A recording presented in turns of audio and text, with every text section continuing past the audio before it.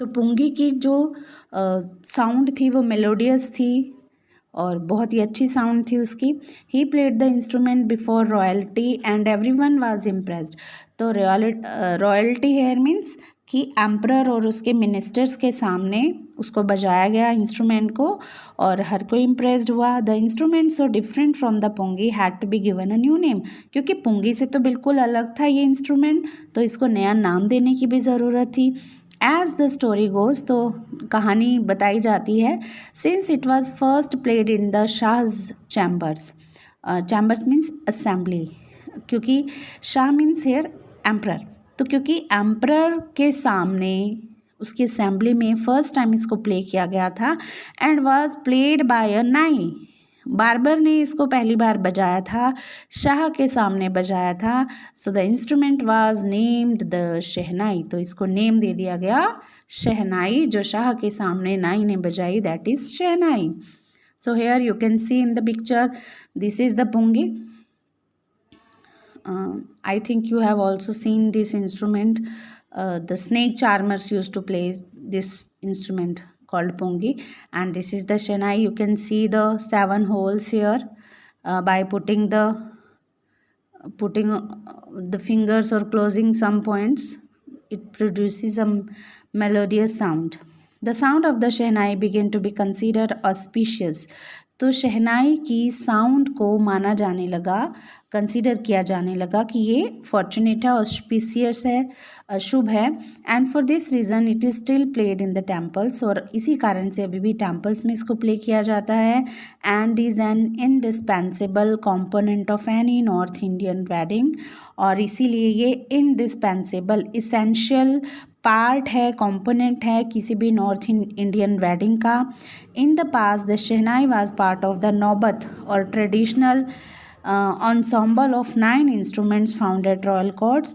और पहले जो थी पास टाइम में शहनाई जो थी वो नौबत मीन्स 9 इंस्ट्रूमेंट्स का ग्रुप जो था ट्रेडिशनल, जो कि रॉयल कोर्ट्स में मिलता था, उसका एक बहुत इम्पॉर्टेंट हिस्सा थी ये। Till recently it was used only in temples and weddings, और रिसेंट टाइम तक ये टेम्पल्स और वेडिंग्स में ही बजती रही है। The credit for bringing this instrument on to the classical stage goes to Ustad Bismillah Khan.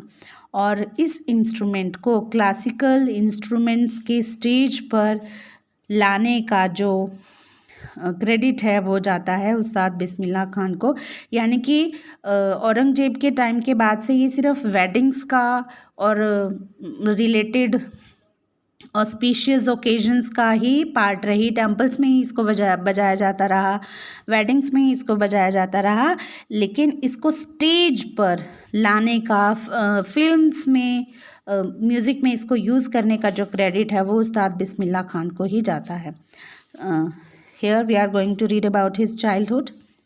As a 5-year-old, Bismillah Khan played gilli danda near a pond in the ancient state of Dumraon in Bihar. Bihar में Dumraon state थी पहले, और वहाँ पर 5 साल के बिस्मिल्लाह खान जो थे वो गिल्ली डंडा खेलते थे एक पॉन्ड के किनारे पर। He would regularly go to the nearby Bihari ji temple to sing the Bhojpuri chaita, at the end of which he would earn a big laddu weighing 1.25 kg, a prize given by the local Maharaja. और usually जो थे बिस्मिल्लाह खान जी वो बिहारी जी के temple जाते थे और वहाँ भोजपुरी चायता गाया जाता था, इन विच रिलीजियस स्टोरीज आर संग, that is called चायता।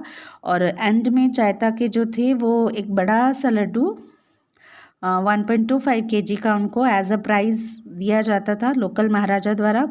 This happened 80 years ago, और ये कब की बात थी? 80 ईयर्स बिफोर की बात थी ये।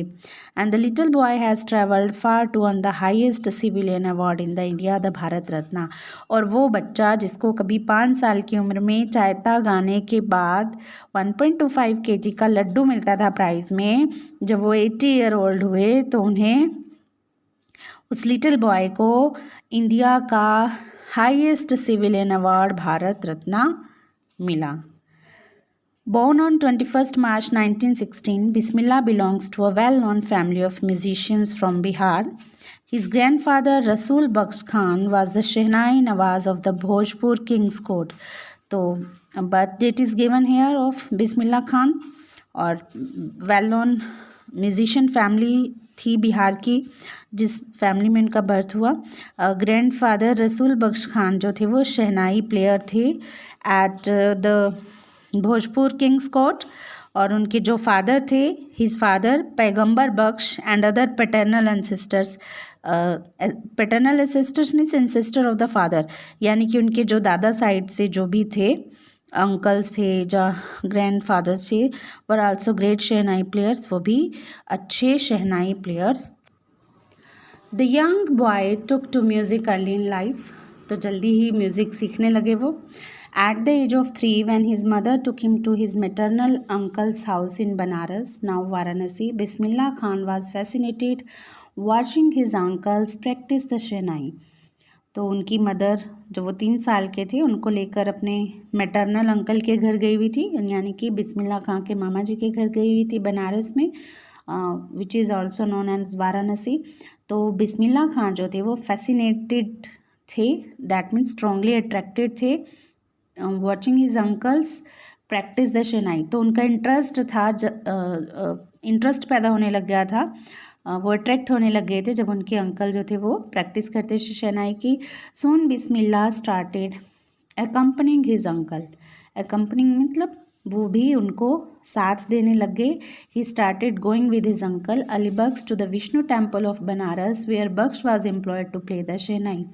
तो विष्णु टेम्पल में बनारस के Ali Bakhsh who was Muslim was employed to play the shehnai. So here we can see कि हिंदू मुस्लिम यूनियन पर कितना जोर दिया जाता था कि एक मुस्लिम जो है वो एक विष्णु हिंदू टेम्पल में शहनाई बजाने का काम कर रहा है। Ali Bakhsh would play the shehnai and Bismillah would sit captivated for hours on end. तो यहाँ से हमें पता चल रहा है कि बिस्मिल्लाह खान जो थे वो कितने बड़े पैट्रियाटिक पर्सन थे। बचपन से ये गुण उनमें बचपन से ही देख कर आया कि भाई उनके जो अंकल थे वो मुस्लिम थे और विष्णु टेम्पल में वो शहनाई बजाते थे, तो ऑटोमेटिकली वहाँ से उनके अंदर ये रिसीविंग्स एक पैट्रियोटिज्म की आनी शुरू हुई। Ali Bakhsh would play the shehnai and Bismillah would sit captivated for hours on end. तो अली बख्श जो थे वो शहनाई बजाते रहते थे और बिस्मिल्लाह खान जो हैं वो कैप्टिवेटेड, फैसिनेटेड, मंत्रमुग्ध हुए, फैसिनेटेड हुए वे, अट्रैक्ट हुए वे घंटों तक उनको देखते रहते थे। Slowly he started getting lessons in playing the instruments, और धीरे धीरे उन्होंने लेसन्स भी सीखने शुरू कर दिए उस इंस्ट्रूमेंट को बजाने के। And would sit practising throughout the day, और सारा दिन बैठे प्रैक्टिस करते थे। For years to come, the temple of Balaji and Mangala Maya and the banks of the Ganga became the young apprentice's favorite haunts where he could practice in solitude. तो कई सालों तक बालाजी टेम्पल्स में, मंगला मैया temple में, गंगा के किनारों पर जो के किनारे जो थे वो बन गए थे यंग अप्रेंटाइज, होता है लर्नर, स्टूडेंट। तो उस यंग लर्नर के favourite haunts means favourite places बन गए थे, जहाँ वो सॉलिट्यूड मीन्स लोनलीनेस में, अकेलेपन में घंटों प्रैक्टिस करते रहते थे। The flowing waters of the Ganga inspired him to improvise and invent ragas that were earlier considered to be beyond the range of the shehnai. और वो जो गंगा का फ्लोइंग वाटर था, बहता हुआ पानी था, वो उन्हें मोटिवेट करता था, इंस्पायर करता था कि वो इम्प्रूवमेंट करें, नए रागास को इन्वेंट करें जो कि पहले माने जाते थे कि शहनाई की रेंज में नहीं आते, कि शहनाई पर कि कुछ रागास को बजाया नहीं जा सकता था। लेकिन उस्ताद बिस्मिल्लाह खान ने नए नए रागास को इन्वेंट किया जो कि शहनाई पर बजाए जा सकते थे।